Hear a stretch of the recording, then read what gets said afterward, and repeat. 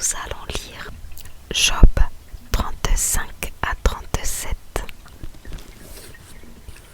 D'après Elihu, Job n'a rien de sérieux à dire. 35. Elihu poursuivit. Job, quand tu dis à Dieu, peu importe pour toi que je sois innocent, moi je n'y gagne rien. Estimes-tu vraiment que cela est correct? Penses-tu être ainsi dans le vrai devant Dieu? Eh bien, c'est moi qui vais te donner la réponse, et à tes amis avec toi. Regarde bien le ciel, observe les nuages. Ils sont plus hauts que toi. Quand tu commets le mal, est-ce à Dieu que tu nuis? Lorsque tu multiplies les désobéissances, en quoi cela le touche-t-il? En rien du tout. Et si tu te conduis comme il l'attend de toi, que lui apportes-tu? Que reçoit-il de toi? Mais le mal que tu fais, ou la bonne conduite, affecte seulement tes semblables, les hommes. Quand l'oppression est trop lourde, les gens protestent. Ils lancent des appels contre la tyrannie.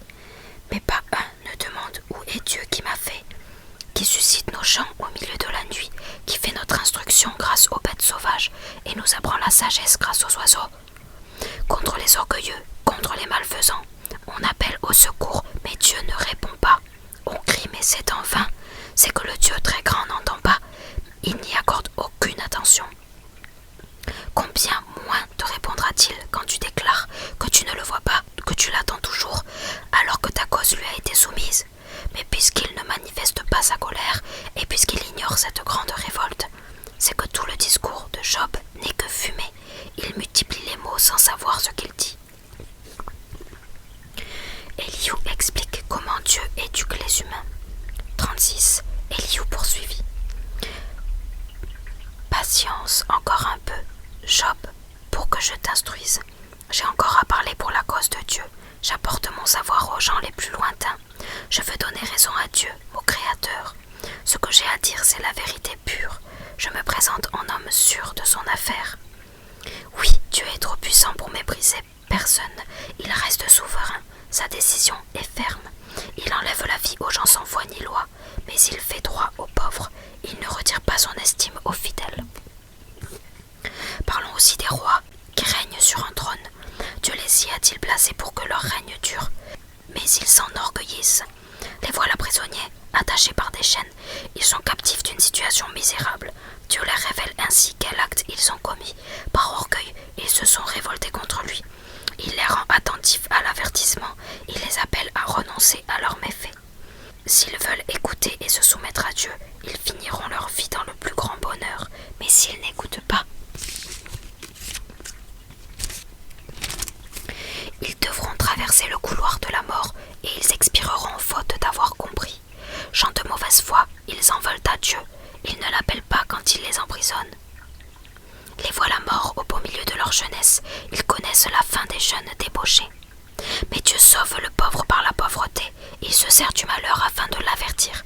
Autrefois, Dieu t'avait épargné la détresse, t'accordant à la place une très large aisance. Ta table était garnie de morceaux délicieux. Pourtant tu as subi une condamnation. Et la sentence qui le frappe est sans appel. Que la fureur ne te pousse pas aux excès et ne te laisse pas séduire par l'idée qu'à force de cadeaux tu achèterais Dieu. Ni tes biens ni ton or ne sauraient y suffire, ni tes plus grands efforts. Ne compte pas non plus sur la nuit qui verra les peuples disparaître. Garde-toi plutôt de te tourner vers le mal, puisque c'est pour cela que tu es dans la peine. La souveraineté de Dieu. Oui, Dieu est souverain, tant il a de puissance. Qui peut lui être comparé pour enseigner? Qui donc lui a jamais imposé sa conduite? Qui a osé lui dire « tu as mal agi » N'oublie donc pas de célébrer ce qu'il a fait, ce que tous les humains glorifient par leur chant, et que tous peuvent voir et contempler de loin. C'est que Dieu est si grand qu'on n'en a pas idée. On ne peut calculer l'âge qu'il peut avoir. Il attire vers lui les gouttelettes d'eau, pulvérise la pluie pour en faire un brouillard. C'est cette pluie que laissent tomber les nuages goutte par goutte sur la foule des humains. Qui peut s'essuyer comment se déploient les nuages et comment le tonnerre éclate sous le ciel? Tu vois bien que c'est Dieu qui déploie son éclair au-dessus de lui-même et qui a recouvert les profondeurs des mers. Par la pluie qu'il envoie, il fait vivre les peuples en leur donnant abondamment de quoi manger.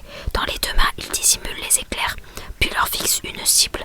Il révèle sa présence par le tonnerre et même les troupeaux pressentent qu'il approche. 37. Devant un tel spectacle, j'ai le cœur qui bat, prêt à bondir hors de sa place. Écoutez, écoutez la voix de Dieu qui tonne, ces profonds grondements qu'elle fait retentir.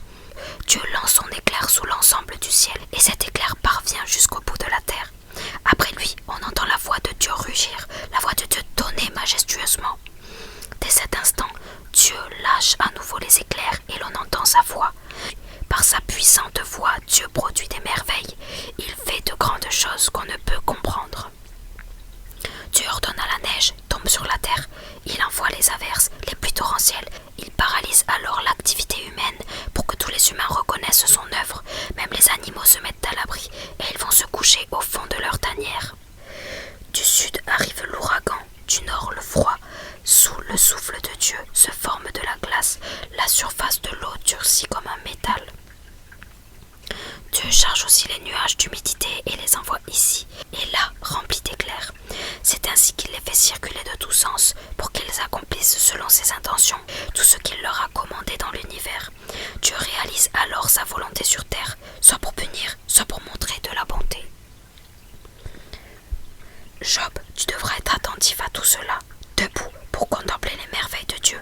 Sais-tu bien comment Dieu commande à ses merveilles, comment les nuages font jaillir les éclairs? Sais-tu aussi comment il plane dans les airs? Pour ce miracle, il faut un savoir sans défaut. Tu te sens trop couvert, tu as déjà trop chaud.